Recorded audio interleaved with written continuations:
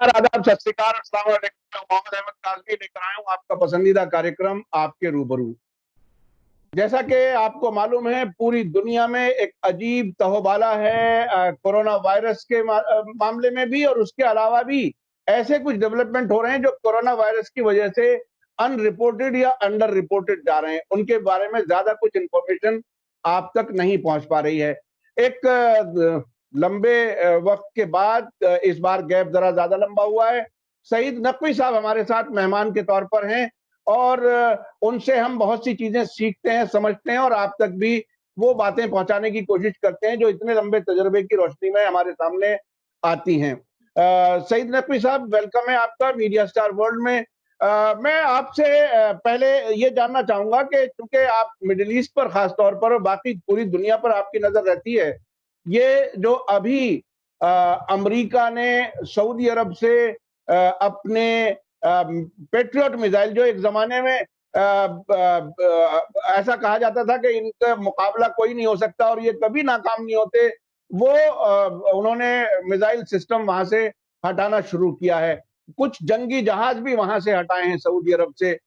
आप इसको किस तरह से देख रहे हैं? क्या क्या है ये नया सिनेरियो, क्या है, किस तरह का है? क्योंकि सऊदी अरब और अमेरिका की तो दोस्ती ऐसी थी, जैसे कहते थे ना कि उस पर कसम खाई जा सकती थी, लेकिन अब वो ढीला होता हुआ नजर आ रहा है। आखिर क्या है? ट्रंप साहब जब से प्रेसिडेंट हुए हैं तब से बहुत से रिश्ते उनके जो हैं वो वो नहीं रहे जो कि अमेरिका की मुस्तकिल मिजाजी जहां दिखाई देती थी वो बहुत कई जगह डामाडोल हुई है। उसकी कई अलामतें हैं और कई वजह हैं। सबसे बड़ी वजह इस वक्त, अच्छा, क्योंकि कोई लॉन्ग टर्म सोचने वाले हजरत ये हैं नहीं, ये इम्प्रोवाइज करते हैं और सुबह और शाम के बीच में ये 3 दफा पलटे खा जाते हैं। यानी तो किसी इनकी बात पे कितना यकीन किया जाए वो जरा मुश्किल है कहना। कोई, यानी मैं नहीं, प्रेसिडेंट मैक्रोन से पूछिए, एंजेला मर्केल से पूछिए, इनके जितने, अरे मोहम्मद बिन सलमान से पूछिए जो कि इनके, लेकिन इस वक्त परेशानी इनकी दो तीन है, उनको समझें। उसके छत्र छाया में इनके मसलों को और ये मूव्स को समझें। सबसे बड़ा एक मसला सामने है साहेब कि इलेक्शन होने वाला है नवंबर में, और ये इतने बदनाम बेचारे रहे हैं और बदनाम हो गए। कोरोना वायरस में तो उन्होंने इतने पलटे लिए कि हाँ हम जानते हैं ये तो कुछ है नहीं, हम इसको वगैरह वगैरह। नतीजा ये हुआ कि दुनिया में उससे ज्यादा कहर कोरोना वायरस का और कहीं फैला ही नहीं। उसकी सोसाइटी के अंदर बहुत से शिगाफ जो थे वो दिखने लगे। मसलन पहली दफा लोगों ने देखा कि 40% लोग वहां के ओबेस हैं। ओबेस जो बेतहाशा मोटे हो जाते हैं लोग, क्यों? खाने की आदतें वगैरह वगैरह, ज्यादा मर रहे हैं, शहादतें हो रही हैं, बहुत से लोग इंतकाल कर गए हैं, अब कंट्रोल नहीं कर पा रहे हैं। साथ साथ सिचुएशन एक ऐसी है, एक इनका दायरा है जिसपे इनकी पकड़ है जो कि हटता नहीं है। वो कौन सा दायरा है? शार्लट्सविल एक जगह है वर्जीनिया में, साउथ में, जहां पे कि 2017 में, 2017-18 में एक बहुत बड़ा डेमोन्स्ट्रेशन हुआ था जिसमें वहां एक तंजीम है, उसका नाम है क्लू क्लक्स क्लैन, यानी जो खुल के जहर उगलती है, जो कि एंटी सेमिटिक है, anti Islamophobia, anti immigrant, anti foreigner, और सबसे ज्यादा एंटी सेमिटिक यानी यहूदी। यहूदी, अच्छा, उसमें ट्रंप साहब ने क्या किया उस जमाने में? उन्होंने तो इंटरवीन किया। उन्होंने कहा भाई असल में दोनों तरफ कुछ शरीफ लोग हैं। तो यानी एक तरफ क्लू क्लक्स क्लैन और एक तरफ उनके खिलाफ जो डेमोन्स्ट्रेटर्स थे, दोनों को उन्होंने बैलेंस कर दिया कि दोनों तरफ शरीफ लोग हैं। वो जो इनके गले में लटका हुआ है वो बढ़ता चला गया है इस वक्त इतना ज्यादा कि एंटी सेमिटिज्म बेपनाह बढ़ गई। यहूदियों के ऊपर हमले और यहूदी इन पे हमले। अच्छा, इसका मतलब क्या हुआ कि भाई अमेरिका की इंडस्ट्री, अमेरिका का बैंक, अमेरिका का मीडिया, वो सब इजरायली यहूदी कंट्रोल करता है। और अगर वो नाराज हो गया, नाला हो गया, तो फिर इनके पास एक बचा फॉक्स न्यूज, जो कि रूपर्ट मर्डॉक का है। उस एक से काम नहीं चलता। आप देख लीजिए कि मीडिया इनकी जान के पीछे पड़ा हुआ है। अब इस बीच में जब ये देखा कि मुसीबत खड़ी की थी चीन ने, और चीन ने सब मसला सॉल्व कर लिया। सबसे बड़ी परेशानी जो अमेरिका को साइकोलॉजिकल है वो ये है कि जैसे हमारे यहाँ छोटे जमींदार चौधरी एक इलाके के थे, अब वो चौधराहट चली गई। जब चौधराहट चली गई तो वो उसकी समझ भी नहीं आता। यानी दुनिया में आदत पड़ गई है कि नुमेरो उनो, यानी अव्वल हम हैं, हम एक्सेप्शनल हैं, हमारे साथ खून माफ हैं, तकरीबन यही सोच है। अब एक मुल्क जो है वो बढ़ता चला जा रहा है। अब वहां खलफिशार ये है कि ये तो हमसे आगे निकल जाएगा। इतना परेशान हुए ट्रंप साहब कि पिछले प्रेसिडेंट कार्टर के पास गए, बात हो रही थी कहीं, कहा कि देखिए कि चीन तो हमसे आगे निकला जा रहा है। कार्टर ने एक बात कही बड़ी दिलचस्प। कार्टर ने कहा देखो, चीन जो है 1978 के बाद उसने दुनिया में कोई जंग में किसी इन्वॉल्व नहीं। 78 में उसकी वियतनाम से एक झड़प हुई थी। उसके बाद हम और तुम जंग से एक दिन बचे ही नहीं हो। सैकड़ों बड़ी छोटी 50 जंग में तुम मुलव्विस हो। तो एक तो वो निकल जाएगा। फिर इनकी फॉरेन पॉलिसी का आईन ये इनको बताया गया था, इनके जो गुरु हैं, कि देखिए आसान है, आपकी फॉरेन पॉलिसी का मकसद ये है कि आप चीन को और रूस को अलग अलग रखें, बस। यानी उनमें आप रखा। किसिंजर ने यही जो किया था कि एक जमाने में चीन और रूस के कॉन्ट्रडिक्शन को बढ़ा दिया। उसकी वजह से बहुत बड़ा रोल था सोवियत यूनियन के गिर जाने में। इस वक्त क्या है कि चीन और रूस यूं हैं, ये समझ में नहीं आ रहा। अच्छा, लेकिन इलेक्शन से पहले इतनी मुसीबतें, इकोनॉमी वहां तक के भुखमरी हो रही है, लोग फूड बैंक्स में, यहां नहीं है हिंदुस्तान में हालत नहीं जो वहां है। फूड बैंक्स, लोग यानी तकरीबन भूख पे, लोग भूखे हैं कि कितने 14-15% अनएम्प्लॉयड हैं, मिलियंस अनएम्प्लॉयमेंट। तो एक कहर है, उससे कैसे बचें, इलेक्शन आ रहा है। देखिए ये तो मेरी कयास है, ये इलेक्शन कोशिश करेंगे कि इलेक्शन पोस्टपोन हो। अब उसके लीगल डायमेंशन क्या है वो मैं नहीं जानता, कोशिश करेंगे। लेकिन अगर इलेक्शन हो रहे हैं तो इनको एक वॉर टाइम प्रेसिडेंट कैसे बनाया जाए, एक्सटर्नल अफेयर्स के कुछ ऐसे ड्रामे करें। मसलन ये कि चीन से गिरड़ भक्ति, अब चीन से मुस्तकिल कह रहे हैं कि तुमने किया, तुम इसकी माफी मांगो, नाक रगड़ने की कोशिश कर रहे हैं। दुनिया में सब किसी का इनके ऊपर एतबार है नहीं, लिहाजा यूरोप अलग है, अब ये अकेले हो गए हैं और चीन बढ़ रहा है। एक तो ये इसको न्यूज से वो नहीं कर पाए तो भाई कुछ तो दिखाओ। इधर उन्होंने आओ देखा ना ताओ। आप जनाब आली बगल में जो मुल्क है वेनेजुएला, इतना सा, यानी जैसे हिंदुस्तान मालदीव पे हमला कर दे, तो समझ लीजिए कि वेनेजुएला में आपने खुफिया तरीके से लोगों को भेज के उसमें से 8 मार दिए गए, 2 अमरीकी पकड़ लिए गए हैं। वो उनको सब किस्से कहानी सुना रहे होंगे। जी, एक इन्होंने आदमी तैयार किया था कि वो साहब प्रेसिडेंट हो जाएगा, वो नहीं हुआ, तो वहां पे अपने मुंह की खाई। अब आप कोरोना वायरस, इकोनॉमी गिर रही है, आपकी आपने वॉल खड़ी कर रखी, वो वॉल कि मेक्सिको से कोई आ नहीं सकता, और आप ही के लोग मेक्सिको जाके वहां के प्रेसिडेंट को धमकी दे रहे हैं कि देखो खबरदार, तुम्हारी इंडस्ट्री, वो इंडस्ट्री जिसकी जो कि हमारे लिए कारामद है, वो बंद नहीं होना चाहिए। कोरोना में मरो न मरो ये हम नहीं जानते। अब बताइए, ये दुनिया में कोई इस बात को मानेगा? तो आप एक तरफ वो है।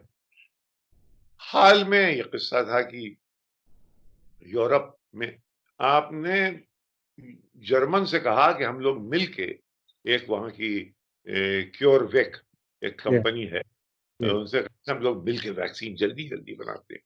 मैंने कहा बनाइए, लेकिन जो वैक्सीन बनेगी उसका पहला इस्तेमाल हम करेंगे। जी, जी, जी, जी, इनके मुंह देखने लगे, वो कहा कि साहब ऐसा है, दरवाजा वो है, वहां से बचे। जी, अब ये हर तरफ हाथ पैर मार रहे हैं। इस बीच में इनकी इमदाद करने के लिए नेतान्याहू साहब, उन्होंने पिछले 2 साल में कोई 300 हमले, अटैक्स कर दिए हैं। एक तो सीरिया पे, और इधर बढ़ा रखे कि जितने फील्ड कमांडर्स हैं हिजबुल्लाह के, उसका मकसद क्या है? मकसद ये है कि प्रोवोक करें रिटेलिएशन, और रिटेलिएशन जब वो प्रोवोक करेंगे तो ये जाके अमेरिका बहादुर से कहेंगे देखो तुम्हें मौका मिल गया वॉर टाइम प्रेसिडेंट बनने का, मार लो। ईरानी मेरे ख्याल में बेवकूफ नहीं है, ना वो, ना हिजबुल्लाह, ना जिसको ये एक्सिस ऑफ रेजिस्टेंस कहते हैं, जी, उनमें से कोई भी रिएक्ट नहीं कर रहा। लिहाजा देखिए, आप अगर कहें आप गुस्सा किसी को दिलाना चाहें और वो आपको देखता रहे तो आप क्या करेंगे? आखिर हाँ, में आप चिल्लाने लगेंगे। तो वहां से ये रिएक्शन नहीं होगा। अब आपको एक अंदर एक मुसीबत और आ गई है, कयामत दर कयामत, वो ये कि शेल इंडस्ट्री, जो कि इन्होंने अपनी खुद ऑयल इंडस्ट्री बहुत डेवलप कर ली थी, बिल्कुल सेल्फ सफिशिएंट हो गए थे कि सऊदी अरेबिया वगैरह में तो दुनिया को कंट्रोल करने वाला तेल की डिप्लोमेसी में इन्वॉल्व है, इनके पास काफी हो गया था। एकदम से जनाब कोरोना वायरस की वजह से इंडस्ट्री बंद, हवाई जहाज बंद, मोटरें बंद, कार्स बंद, इंडस्ट्री बंद। और सऊदी ने क्या किया कि उन्होंने तेल और बढ़ा दिया। क्यों? उनके उनका तो छोटा दिमाग, वो ये कि तेल की कीमत हम बढ़ा देंगे, कोरोना में फंसा हुआ है ईरान, और भी तरह से इन पे सैंक्शंस हैं, इसमें अगर जरा सा उनके पास जो तेल बचा है उसमें हम और मार लेंगे, ये एक सोच हो सकती है। लेकिन उसका नतीजा ये हुआ कि नेगेटिव प्राइस पे चला गया ऑयल। यानी आप अगर जाइए तो वो आपको पैसे देंगे कि आप ये तेल ले जाइए, क्योंकि उसको रखने की जगह नहीं। जी, उन्होंने कहा कि साहब ये अगर आप करेंगे तो हम अपनी फौजी बुला लेंगे। हुँ, तो उन्होंने पेट्रियट मिसाइल्स, जो कि सुल्तान एयरपोर्ट के पास कहीं उनके जी, जखीरों, तेल के जखीरों के पास हैं, वो हटाने की, और 3,000 लोगों को। मुसीबत एक और आई हुई, कोरोना उनकी नेवी में बेपनाह फैल गया जी, है। यानी उनका सबसे बड़ा जहाज जो है, एयरक्राफ्ट कैरियर हुँ, SS थियोडोर रूजवेल्ट, हुँ, हुँ, उसमें फैल गया है कोरोना।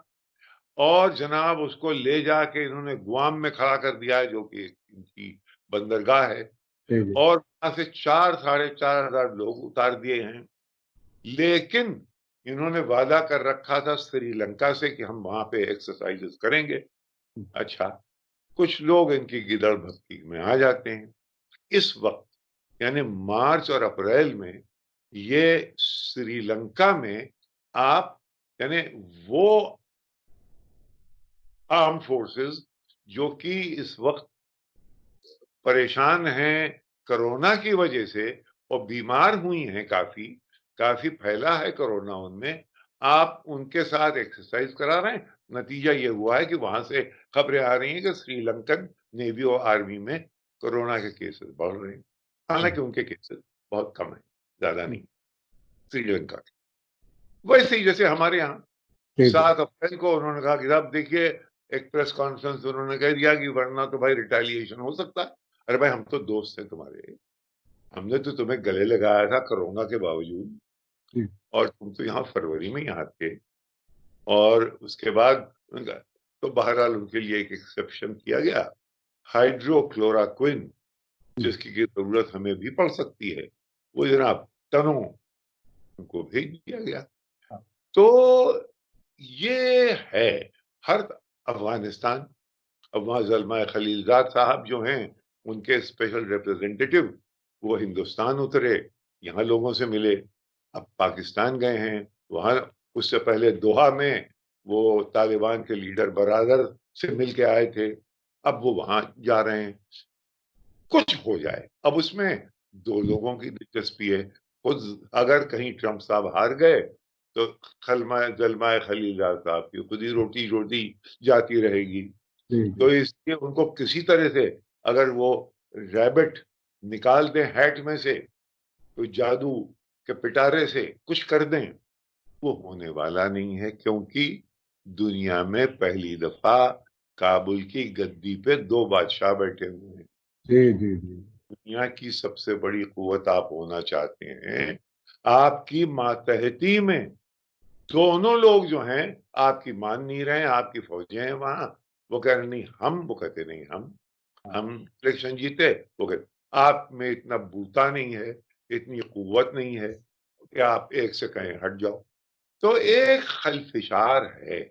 और अच्छा, अफगानिस्तान का भी एंगल चीन, देखिए हम्म, चीन का एंगल अपना, अब ये जो हांगकांग में जो जो अभी प्रो डेमोक्रेसी चल रहा है, जो चलाया जा रहा है, वो उसका निशाना चीन है। जी तो चीन को हर तरफ से घेरो, चीन को बुद्धिस्ट कंट्रीज से घेरो। हम्म, हम तो हैं ही हैं, हम अमेरिका के एलाइज हैं, यानी फॉर्मल अलायंस ना हो लेकिन है। तो ये इस जी पूरे दायरे में ये, लेकिन ये पॉम्पियो साहब जो हैं उधर, उन्होंने अनाउंस कर दिया कि साहब कि वो किम उंग यूंग मर गया। जी जी जी अरे जी दूरबीन से सब देखने लगे, जी ऊपर से आसमान से देखने लगे, जमीन के अंदर सुरंगें खोदी गई कि देखो जिंदा है कि मर गया। वो जो छुट्टी मना रहा था भाई, जी जी तो वो आ गया सामने। तो एक तमाशा हो रहा है उस मुल्क के साथ, जो कि संजीदगी से एक जमाने में सुपर पावर था। वो एक ऐसा मुल्क है जिसके पास बेपनाह कुव्वत है, उसके पास बड़ा उसका जो दबदबा था, वो सब इनके जमाने में अगर ये कहीं दोबारा आ गए, जी तो बहुत से लोग कायनात में इस वक्त हैं जो दुआ कर रहे होंगे कि भाई ऐसा न हो। लेकिन इनके बरक्स जो हजरत खड़े किए गए हैं, वो भी निहायत कमजोर कैंडिडेट हैं, क्योंकि डेमोक्रेटिक पार्टी के अंदर भी कोई सब चाहते हैं इस्टेब्लिशमेंट कि उनका एक कैंडिडेट आ जाए। जी जी खेल आ, मियाँ दुनिया में ये है।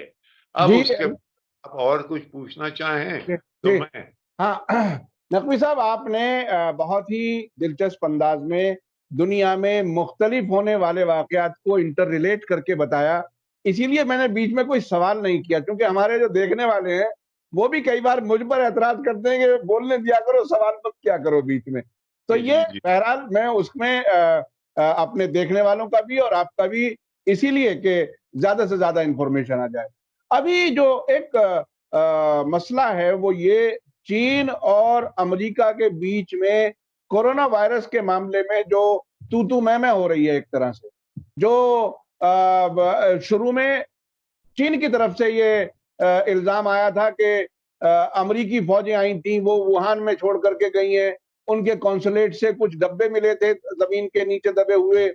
उसके बाद अमेरिका की तरफ से चीन पर ये इल्जाम बार बार लग रहे हैं। इसको आप कैसे देख रहे हैं? इसका पॉलिटिकल एंगल क्या है और क्या कोई ये वाकईन ऐसा कुछ हो सकता है? आप हालांकि ये दुनिया को सभी के लिए एक नया तजुर्बा है, आप इसे कैसे देख रहे देखिए, ऐसा है काज़मी साहब कि इन मामलात में ज़रा सा मुहतात, केयरफुल, कॉशियस होना ज़रूरी है। हैं? जी, जी, कि हमारी आपकी रोटी-रोज़ी जो है, जी। वो हमारी क्रेडिबिलिटी पे चलती है। बिल्कुल, बिल्कुल। यानी लोग हमें सुने, हमारी बात सुने और हाँ, उनको ये यकीन हो कि जी, ये कोई बिल्कुल। ये ठोक बजा के जी, हर जी, चीज़ देख के नाप-तौल के बात कर रहा है। सही। ये जो कंस्पिरेसी थियरीज़ हैं, हाँ, अब उसमें तो कोई हमें तो मालूम नहीं, ये कुछ ज़ाहिर कह है। रहे हैं, हाँ, हम ये तो ये कुछ कह रहे हैं, वो कुछ कह रहे हैं। जी, जी। पर लेकिन ये हुआ ज़रूर है कि जैसे मसलन कि मार्टिन वुल्फ एक साहब हैं। हाँ, देखिए, दुनिया का वाक़ई में जो बड़ा अख़बार है, हाँ, फाइनेंशियल टाइम्स इंग्लैंड का, हाँ, बहुत बड़ा अख़बार, उसकी क्रेडिबिलिटी को मैं मानता हूँ, तस्लीम करता हूँ। उनके जो बड़े इकोनॉमिक एडिटर हैं, मार्टिन वुल्फ, हुँ, वो और उस तरह के बहुत से लोग कह रहे हैं कि दुनिया की सबसे बड़ी ताकत के का जो प्रेसिडेंट है, वो इतनी इर्रेस्पॉन्सिबल बातें करे, बगैर किसी एविडेंस के, हाँ, ये और दुनिया को डिस्टेबलाइज करने की कोशिश करे, ये इस वक्त हुँ, जबकि दुनिया दहली हुई है इस कोरोना वायरस से और हुँ, खासकर अमेरिका, तो जी, उनके ऊपर काफी क्रिटिसिज्म है। और अभी हाल में, हाँ, लिहाजा ये कि ये चार्ज लगा रहे हैं, वो तो नहीं लगा रहे चार्ज, उनके यहाँ से कोई ऐसी चार्ज नहीं आया। वो हाँ, ये सवालात करते रहते हैं कि भाई इसका जवाब दे दीजिए, हाँ, फला तारीख में जब आपने एबोला में ये हुआ था तो आपने क्या किया, वो हाँ, है, वो भी हाँ, मजे ले रहे हैं इनसे। हाँ, लेकिन कोई उस मामले में मेरे ख्याल में हमें आपको कोई मुअतबर बात कर नहीं सकते, जी। इसलिए कि हमें मालूम नहीं है। नहीं, इसका सियासी असर क्या होगा? इस इल्ज़ाम तराशी का एक-दूसरे पर सियासी देखिए, एंगल से? रंजिशें बढ़ती रहेंगी चीन के साथ, चीन खामोशी के साथ बढ़ता रहेगा और ये कि चीन को हर तरफ से उससे धंधे बंद कर दिए जाएं, उनका हुआवे जो कंपनी है उससे कोई ना रिश्ता करे, अब ये सब, लेकिन सब मुलव्विस हैं। जब हमारे यहाँ के खुदा और हमारे गॉड्स एंड गॉडेसेस चीन में बनते हैं, तो जी, हम कहाँ तक भागेंगे? और जी, दूसरे, आप किसी हवाई जहाज पे बैठ के कभी आप शंघाई जाइए, तो जी, जी। देखिए हिंदुस्तान का ट्रेडर, हाँ, हिंदुस्तान की सियासतदान और हाँ, ट्रेडर दूसरा। हाँ, मैंने कहा कि भाई कैसे हो, कहाँ हाँ, से आ रहे हो? चीन के उस इलाके से आ रहा हूँ जिसका कि मुझे नाम भी नहीं मालूम। जी, जी। मैंने कि ये बताओ भाई कितना धंधा वंदा क्या है? तो बड़े ही फखरिया अंदाज में, जैसे कि वो हिंदुस्तान की तारीफ कर रहा हो, हाँ, कहने लगा जनाब अली, आपके जिस्म पे जितनी चीजें हैं वो एक दिन 100% चीन की होंगी, ये हिंदुस्तान का ट्रेडर मुझसे कह रहा है। जी, मैं जी, जी। उससे लगा, तो ये चीज जो है वो नहीं है, जी, जी। और जो विशफुल थिंकिंग है हाँ, वो हो नहीं रहा, जी, कुव्वत की कमी है हाँ, और क्रेडिबिलिटी की कमी है।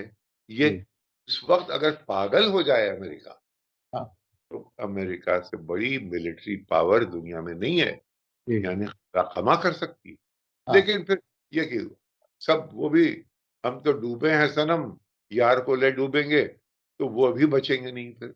जी, जी, जी। अच्छा, आखिरी सवाल, चूंकि इस बार काफी दिन के बाद, काफी गैप के बाद आपसे बात हो रही है। ये आपकी इतनी लंबी जिंदगी है, तजुर्बात से भरी हुई है।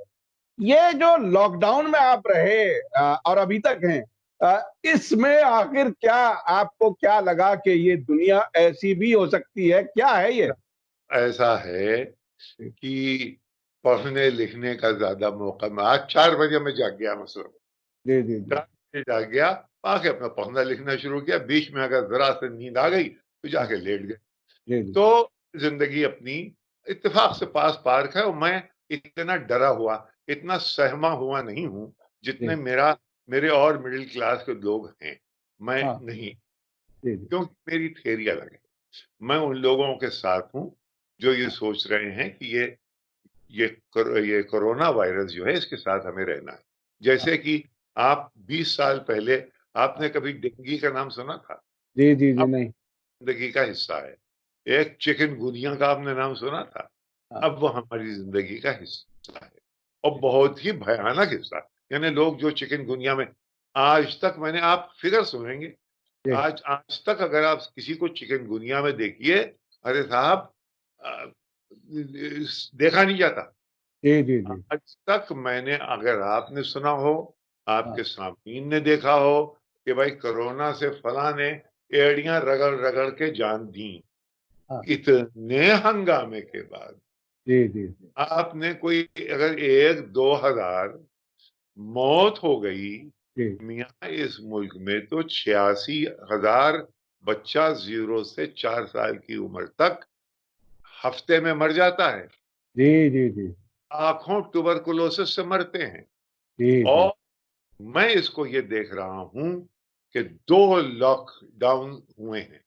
जी। एक वो जो लॉक्ड इन है, हाँ एक वो जो लॉक्ड आउट है।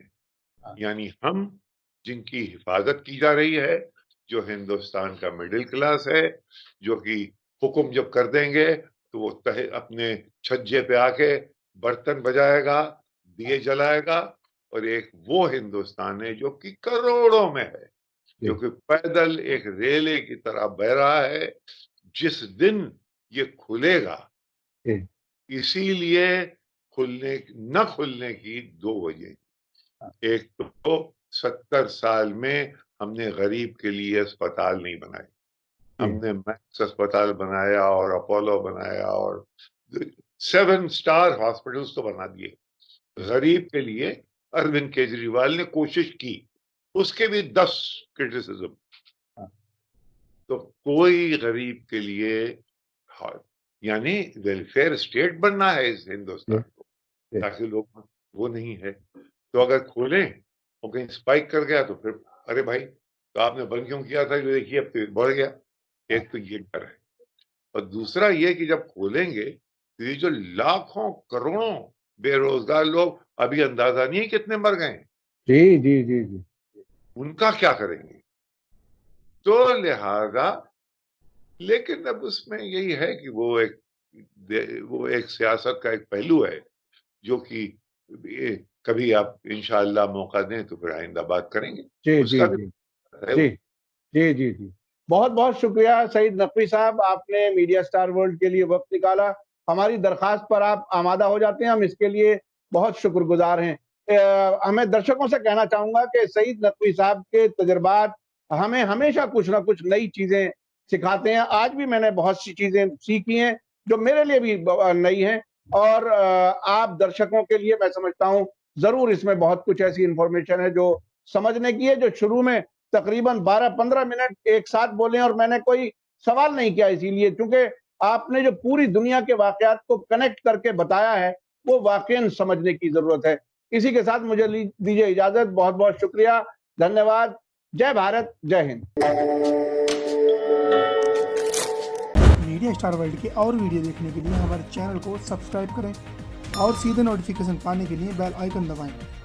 और अगर हमारी खबर सच्ची और अच्छी लगे तो अपने व्हाट्सएप, इंस्टाग्राम, फेसबुक और ट्विटर अकाउंट पर ज़रूर शेयर करें।